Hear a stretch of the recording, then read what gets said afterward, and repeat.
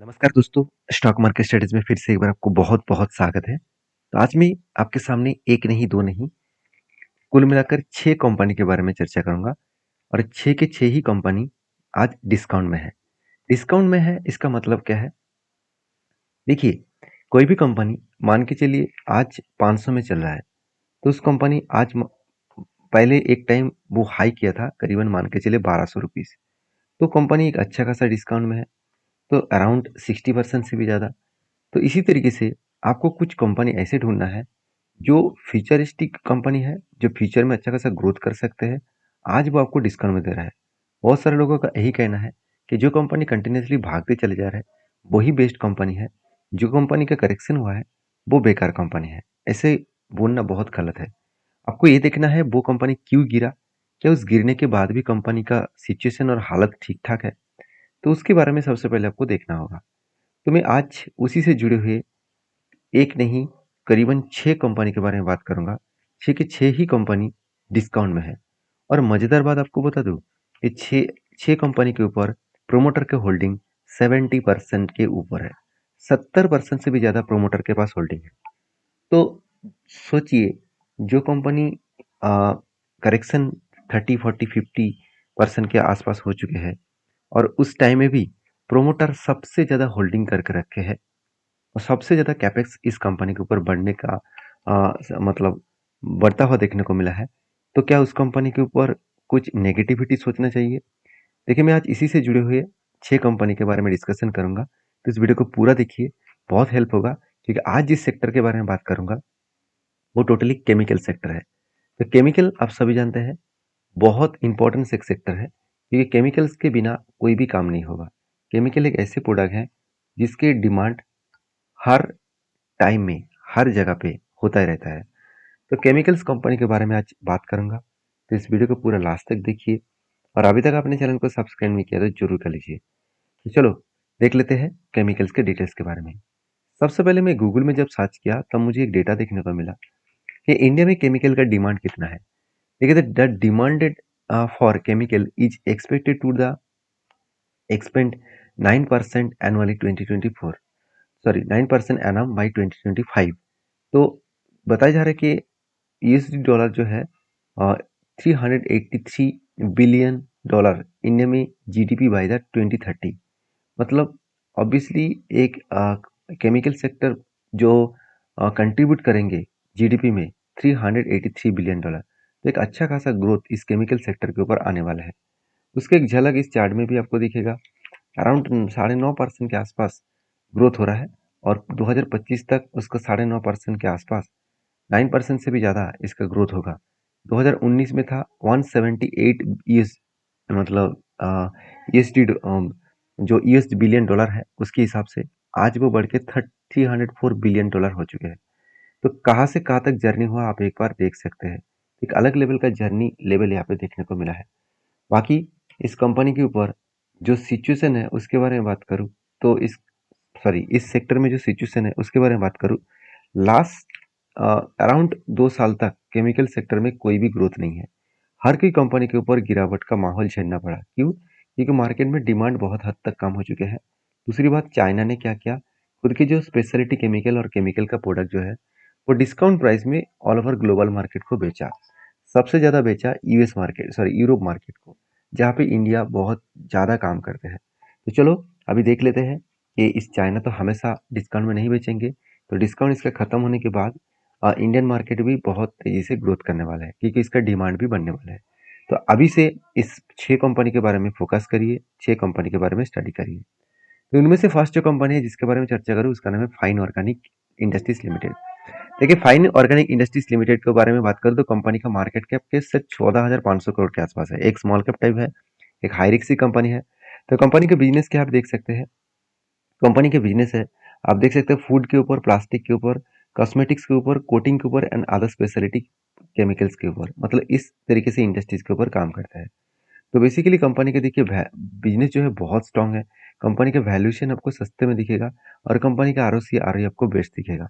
और देखिए एनुअली जो इनकम है वो भी शानदार है और उसके साथ साथ कंपनी के प्रोमोटर के पास भी होल्डिंग 75% के आसपास है। 1 रुपया भी कर्जा नहीं है और कंपनी के साल भर के जो डेटा है उसके बारे में बात करूँ, देखिए कंटिन्यूसली कंपनी सेल्स को मेंटेन किया। मैंने पिछले बताया कि केमिकल सेक्टर में लास्ट ईयर से कंपनी का सेल्स कम हुआ, जिसके चलते एक्सपेंस भी कम देखने को मिला और नेट प्रॉफिट भी यहाँ पे कम होता देखने को मिले। इसका मतलब ये नहीं कि नेट प्रॉफिट नेगेटिव में चला गया। तो कंपनी स्ट्रांग है, जब फिर से ग्रोथ होगा इस कंपनी के ऊपर फिर से ग्रोथ होने वाला है। तो करंट ईयर में कंपनी का हालत खराब है, बाकी देखिए कंपनी किस तरीके से शानदार तरीके से परफॉर्मेंस किया। अगर यही कंपनी के बारे में मैं कुछ डेटा अपडेट और भी दिखा दूँ, तो कंपनी का जो टोटल कैपेक्स है उसके बारे में बात करूँ तो टोटल कैपेसिटी जो है पिछली बार 80 करोड़ था, इस बार बढ़ के हो चुके 86 करोड़। मतलब कैपेक्स को भी यहाँ पे कंपनी बढ़ाते चले जा रहा है। अभी चलो इस कंपनी के ऊपर शेयर होल्डिंग पैटर्न्स के बारे में देख लेते हैं। एज ए इन्वेस्टर प्रोमोटर के पास 75%, बाकी देखिए एफ के पास 4.5%, डीएस के पास 10% एंड पब्लिक के पास 9%। ओवरऑल प्रोमोटर के मतलब इन्वेस्टर के पास प्रोमोटर के बाद इन्वेस्टर के पास अराउंड 15% के आसपास होल्डिंग है। तो 75% से प्रोमोटर के पास और बाकी 15% इंस्टीट्यूशन के पास, मतलब कंपनी एक बेस्ट तरीके से सिचुएशन में है। तो इस कंपनी के ऊपर फोकस रखिए, क्योंकि इस कंपनी का अगर चार्ट को मैं दिखा दूँ तो करीबन लास्ट ईयर में कंपनी का कुछ खास परफॉर्मेंस नहीं है, तो अच्छा खासा कंपनी डिस्काउंट में है। इसके ऊपर फोकस रखिए, क्योंकि लास्ट 3 ईयर्स में कंपनी के ऊपर एक अच्छा खासा गिरावट का माहौल देखने को मिला। तो नेक्स्ट जो कंपनी है उसके बारे में चर्चा करूँ, उसका नाम है विनती ऑर्गेनिक लिमिटेड। तो विनती ऑर्गेनिक लिमिटेड ये भी एक छोटा सा कंपनी है, 19,700 करोड़ का कंपनी है। तो कंपनी स्टार्ट हुआ था 1989 में, एक पुराना कंपनी है। अराउंड 30 ईयर्स से भी ज़्यादा यहाँ पे हो चुके हैं, 32 35 ईयर्स के आसपास। तो कंपनी बेसिकली क्या करते हैं, कंपनी मैन्युफैक्चरिंग करते हैं स्पेशलिटी जो केमिकल है उसके ऊपर। तो बेसिकली स्पेशलिटी केमिकल का जो मार्केट में डिमांड है वो कई हद तक खराब हो चुके हैं, और इसी कारण की वजह से कंपनी के ऊपर प्रेशराइज बनता हुआ देखने को मिले। अभी कंपनी के ऊपर वैल्यूएशन के बारे में बात करूँ, तो एक टाइम कंपनी का पी रेशियो चला गया था 71 और आज का पे 60 है। ओवरऑल कंपनी का एवरेज पी रेशियो 48 है, मतलब कंपनी का वैल्यूएशन थोड़ा सा हाई है। आरओसी आरओई तो ठीक है, इनकम जबरदस्त है, डेप्थ एकदम जीरो है, प्रोमोटर के पास होल्डिंग 74% है। कंपनी के अगर बिजनेस के कैपेक्स के बारे में बात करूँ, तो जो मतलब विनती ऑर्गेनिक है इसके कैपेक्स देखा है तो कंपनी इस बार आज तक की हाईएस्ट कैपेक्स जनरेट किया, जो 400 करोड़ के आसपास है। कोविड के टाइम में एक बार कैपेक्स अनाउंसमेंट किया था 300 करोड़, उसके बाद कैपेक्स घट के हो चुके थे 60 करोड़ के आसपास, और इस बार फिर से वो 400 करोड़ तक कैपेक्स को लेके गया। मतलब बेस्ट तरीके से कैपेक्स का अनाउंसमेंट किया, इस कैपेक्स के बेसिस में कंपनी आगे बढ़ रहा है। तो कंपनी के परफॉर्मेंस के बारे में बात करूँ तो डेप्थ एकदम जीरो है, कभी भी कंपनी डेप्थ नहीं लिया। Return of equity and return of capital employed दोनों ही बेस्ट है। नेट प्रॉफिट मार्जिन भी बहुत शानदार देखने को मिला, हर साल में कंपनी का 20% से ऊपर प्रॉफिट मार्जिन ग्रोथ हो रहा है। तो बेस्ट तरीके से यहाँ पे एक सिचुएशन दिखा, इस सिचुएशन के बेसिस में कंपनी आगे बढ़ रहा है। बाकी इस कंपनी के ऊपर और भी एक चीज़ को नोटिस करना, कंपनी के ऊपर अगर डेटा देखा जाए, कंपनी का प्रॉफिट एंड लॉस में कंपनी कंटिन्यूसली सेल्स को मेंटेन किया। पिछले सालों की तुलना से कंपनी का सेल्स इस बार खराब हुआ, ऑब्वियसली खराब होगा, क्योंकि मैं पहले बोल चुका हूँ इस केमिकल सेक्टर में डिमांड कम है। तो डिमांड कम होने के कारण कंपनी का सेल्स एंड प्रॉफिट मार्जिन में भी कमियां देखने को मिला।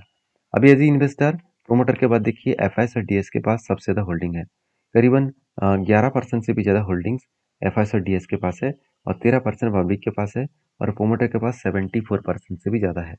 इस कंपनी के ऊपर भी फोकस रखिए, क्योंकि इस कंपनी का चार्ट पैटर्न नहीं बता रहा है कि कंपनी का लास्ट थ्री सॉरी इस कंपनी का अगर चार्ट को मैं आपको दिखा दूँ, तो देखिए इस कंपनी का लाइक हाई हुआ था 2340 रुपीज़ और आज चल रहा है 1900 रुपीज़ के आसपास।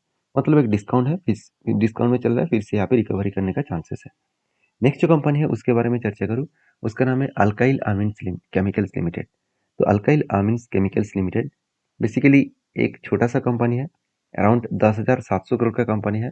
तो कंपनी का पी रेशियो 70 के आसपास है, R O C R E दोनों की एवरेज लेवल के आसपास है, और कंपनी का वैल्यूएशन थोड़ा सा हाई लगा, क्योंकि इंडस्ट्रीज पी रेशियो से कंपनी का पी रेशियो डबल है।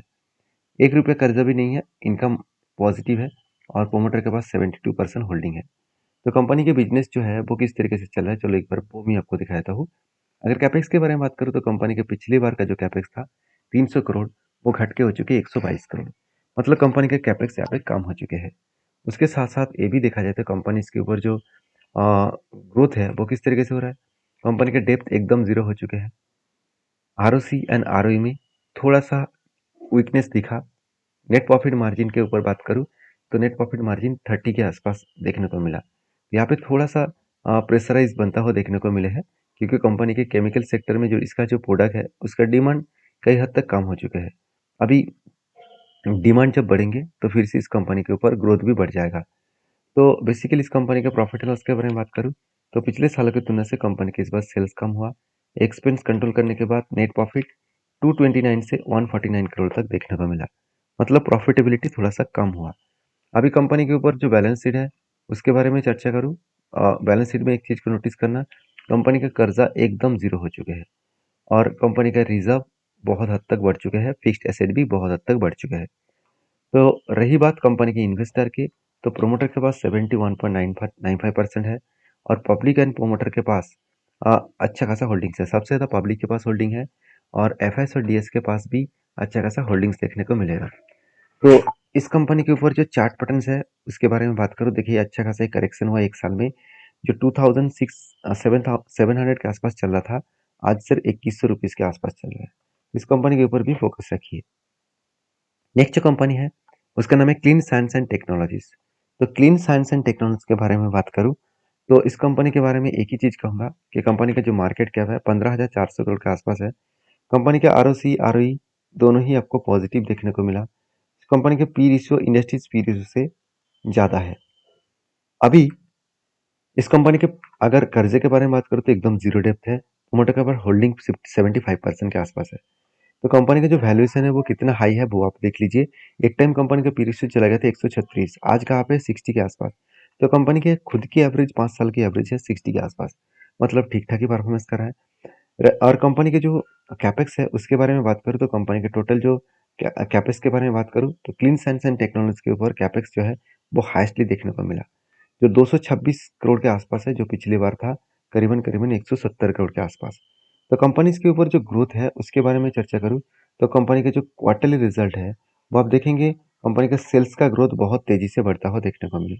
217 करोड़ से 228 करोड़ तक देखने को मिले। तो कंपनी की जी इस बार कंपनी देखिए हाईएस्टली सेल्स जनरेट किया क्वार्टरली। तो क्या ईयरली ग्रोथ हुआ? बिल्कुल नहीं, ईयरली ग्रोथ होने में टाइम लगेगा। तो सेल्स थोड़ा सा कम है। एक्सपेंस को मिटाने के बाद नेट प्रॉफिट देखिए 295 करोड़ से 244 करोड़ के आसपास बना। मतलब प्रॉफिटेबिलिटी में थोड़ा सा अभी चेंजेस आना बाकी है। और कंपनी के ऊपर एज ए इन्वेस्टर प्रोमोटर के पास 74% होल्डिंग है, पब्लिक के पास 14%, एफआईएस और डीएस में कुल मिलाकर 10% से ज़्यादा होल्डिंग्स देखने को मिलेगा। तो इंस्टीट्यूशन से लेकर प्रोमोटर सब कुछ ने इस कंपनी के ऊपर होल्ड किया। तो रही बात इस कंपनी के चार्ट पैटर्न का, तो कंपनी के ऊपर एक टाइम प्राइस था अराउंड 2500 के आसपास और आज चल रहा है 1500 के आसपास। अराउंड 1000 पर पॉइंट्स का यहाँ पे करेक्शन हुआ। तो इस कंपनी के ऊपर भी फोकस रखिए। नेक्स्ट जो कंपनी है उसके बारे में चर्चा करूँ, उसका नाम है लक्ष्मी ऑर्गेनिक। देखिए कंपनी भी अच्छा खासा परफॉर्मेंस कर रहा है। अभी फिलहाल के लिए सिचुएशन खराब है केमिकल सेक्टर के करेक्शन होने के कारण। इसका भी देखिए वैल्यूएशन थोड़ा सा हाई है। आरओसी आरओई में ग्रोथ तो है, उतना ज़्यादा हाई ग्रोथ नहीं है। कंपनी के देखिए मार्केट कैप 7,000 करोड़ के आसपास है, डेप्थ एकदम जीरो है, इनकम जब अच्छा खासा है और प्रोमोटर के पास होल्डिंग अराउंड 70% के आसपास है। रही बात इस कंपनी के वैल्यूएशन का, तो कंपनी का पी रेशियो एक टाइम चला गया था 122, सॉरी 112, आज चल रहा है 60। ओवरऑल कंपनी का पी रेशियो 5 साल के एवरेज के आसपास ही है। तो कंपनी के चार्ट को अगर दिखा दूँ तो कंपनी के चार्ट में देखिए एक टाइम चला गया था 500 के ऊपर और आज कितना चल रहा है 250 के आसपास। ऑलमोस्ट 50% से भी ज़्यादा करेक्शन हो चुके हैं। तो कंपनी का जो कैपेक्स है उसके बारे में बात करूँ तो कंपनी क्या सही में कैपेक्स को अनाउंसमेंट किया। देखिए पिछली बार कैपेक्स था अराउंड 450 करोड़ के ऊपर, 475 करोड़ के आसपास। आज वो बढ़ के हो चुके घट के हो चुके 240 करोड़ के आसपास। तो कंपनी के कैपेक्स यहाँ पे क्या हो चुके हैं, कम हो चुके हैं। बाकी इस कंपनी के ऊपर जो जो यहाँ पे अपडेट है उसके बारे में बात करूँ तो कंपनी का जो प्रॉफिट एंड लॉस है, वो सेल्स के बारे में बात करूँ तो सेल्स यहाँ पे जो देखने को मिला करीबन 1000 करोड़ से सेल्स बढ़ के आज कितना हो चुका है 2800 करोड़। पिछले क्वार्टर की तुलना से भी कंपनी सॉरी पिछले सालों की तुलना से कंपनी का प्रॉफिट सेल्स ग्रोथ बढ़ता हुआ देखने को मिले। तो एक गुड पॉइंट्स है, कंपनी कंटिन्यूसली एक रेंज को मेंटेन कर रहा है। तो इस लक्ष्मी ऑर्गेनिक के ऊपर फोकस रखिए। और रही बात इस कंपनी के इन्वेस्टर के, तो प्रोमोटर के पास 72% होल्डिंग था। कुछ कुछ क्वांटिटी लास्ट 2 क्वार्टर्स में बेचा गया है। उसका फायदा एफआईएस और डीएस ने उठाया। एफआईएस के पास ना के बराबर होल्डिंग है, मगर डीएस ने कुछ क्वांटिटी ज़्यादा ऐड किया और पब्लिक के पास पहले से ही होल्डिंग है। तो इस कंपनी के ऊपर भी फोकस रखिए। नेक्स्ट जो कंपनी उसका नाम है रोसारी बायोटेक। देखिए रोसरी बायोटेक भी एक अच्छा खासा केमिकल कंपनी है। इस कंपनी का जो प्रोडक्ट है उसके बारे में बात करूँ, आप देख सकते हैं होम है, उसके साथ-साथ पर्सनल केयर, उसके साथ-साथ टेक्सटाइल जो स्पेशलिटी केमिकल है, उसके साथ जो एनिमल हेल्थ एंड न्यूट्रिशन है, इस तरीके से प्रोडक्ट को कंपनी बेचते रहते हैं। तो बेसिकली कंपनी का मार्केट कैप 4,500 करोड़ है। आरओसी आरई दोनों ही अच्छा खासा आरओसी आरई दोनों ही अच्छा खासा देखने को मिलेगा। वैल्यूएशन ठीक-ठाक है। तो यहाँ पे देख सकते हैं कंपनी के जो डेप्थ है एकदम ना के बराबर है। यहाँ पे इनकम भी अच्छा खासा है। आरओसी आरओई तो ठीक-ठाक है। प्रोमोटर के पास होल्डिंग भी देखिए 68% के आसपास है। अगर मैं इस कंपनी के प्रॉफिट एंड लॉस के बारे में बात करूँ, तो देखिए कंपनी कभी भी लॉस मेकिंग नहीं दिखा, कभी भी सेल्स को कम नहीं किया।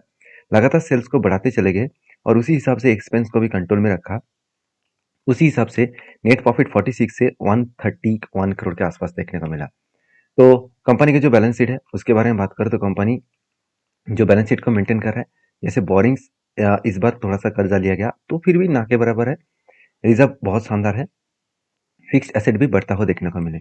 अभी देखिए इन्वेस्टर के बारे में बात करूँ तो प्रोमोटर से लेकर एफएसडीएस पब्लिक हर किसी के पास इन्वेस्टमेंट है। तो सबसे ज़्यादा इन्वेस्टमेंट डीएस के पास है और उसके बाद पब्लिक के पास भी छोटा मोटा क्वांटिटी ऑब्वियसली है और एफएस के पास भी है और प्रोमोटर के पास अराउंड 70% के आसपास होल्डिंग्स देखने को मिलेगा। तो इस कंपनी के ऊपर भी फोकस रखिए क्योंकि इसका जो चार्ट पैटर्न है, अगर मैं चार्ट पैटर्न को एक साल के हिसाब से देखूं तो एक टाइम इसका चार्ट पैटर्न चला गया था 880 के आसपास और आज फिर से रिकवरी होकर 800 तक पहुंच चुके हैं। तो नेक्स्ट जो कंपनी है इस वीडियो में, लास्ट कंपनी जो है इसका नाम है यासू इंडस्ट्रीज। तो देखिए यासू इंडस्ट्रीज के बारे में बात करूं तो जो 2170 करोड़ का कंपनी है, पी रेशियो 38 के आसपास है। आरओसी आरओई आपको बेस देखने को मिलेगा। एनुअली इनकम जो है वो दिखा जाए तो 500 सॉरी 57.1 करोड़ के आसपास है। ओवरऑल एक छोटा कंपनी है, फिर भी खुद को इस तरीके से मेंटेन करना इतना आसान नहीं है। हाँ, इस कंपनी के ऊपर एक रिस्की जोन है, वो है कंपनी का कर्जा। अगर कर्जे के बारे में बात करें तो कंपनी का कर्जा बहुत ज्यादा है। उस हिसाब से अगर कंपनी की मैं प्रॉफिट एंड लॉस के बारे में बात करूं, कंपनी के सेल्स कंटिन्यूसली बढ़ता हुआ देखने को मिले और उसी हिसाब से एक्सपेंस को कंपनी मिटाने के बाद कंपनी का नेट प्रॉफिट, वो भी देखिए नेट प्रॉफिट 0 से लेकर 57 करोड़ तक देखने को मिला है। तो नेट प्रॉफिट अच्छा खासा देखने को मिला। उसी तरीके से अगर ये भी देखेंगे कि कंपनी के जो मतलब देखा जाए तो कंपनी के इन्वेस्टर प्रोमोटर से लेकर एफएसडीएस पब्लिक के पास देखा जाए तो सिर्फ एफएस के पास होल्डिंग है, वो भी ना के बराबर 1% के आसपास और बाकी पब्लिक एंड प्रोमोटर के पास है। प्रोमोटर के पास 71% का आसपास होल्डिंग्स है। तो यसो इंडस्ट्रीज के ऊपर जो कैपेक्स है उसके बारे में चर्चा करूँ तो अच्छा खासा कैपेक्स देखने को मिला। इस बार हाईएस्ट कैपेक्स इंक्रीज किया 335 करोड़ के आसपास, जो पिछली बार था 150 करोड़ के आसपास, मतलब डबल से भी ज्यादा कंपनी के कैपेक्स बढ़ चुके हैं। तो मैं यही कहूंगा इस सारे कंपनीज के ऊपर फोकस रखिए, इस सारे कंपनीज के ऊपर स्टडी करिए, उसके बाद काम करिए। मेरे कहने पे किसी भी कंपनीज के ऊपर ट्रेड मत लेना। मेरा काम था आपको इन्फॉर्मेशन देना, आपका काम है इस इन्फॉर्मेशन को वेरीफाई करके काम करना। तो मिलते हैं नेक्स्ट वीडियो में, क्योंकि मैं माफी चाहता हूँ, मैं कोई सेबी रजिस्टर्ड पर्सन नहीं हूँ। तो प्लीज रिक्वेस्ट करूंगा आप आपके सेबी रजिस्टर्ड एडवाइजर के साथ बातचीत करके काम करिए। मिलते हैं नेक्स्ट वीडियो में, तब तक के लिए धन्यवाद।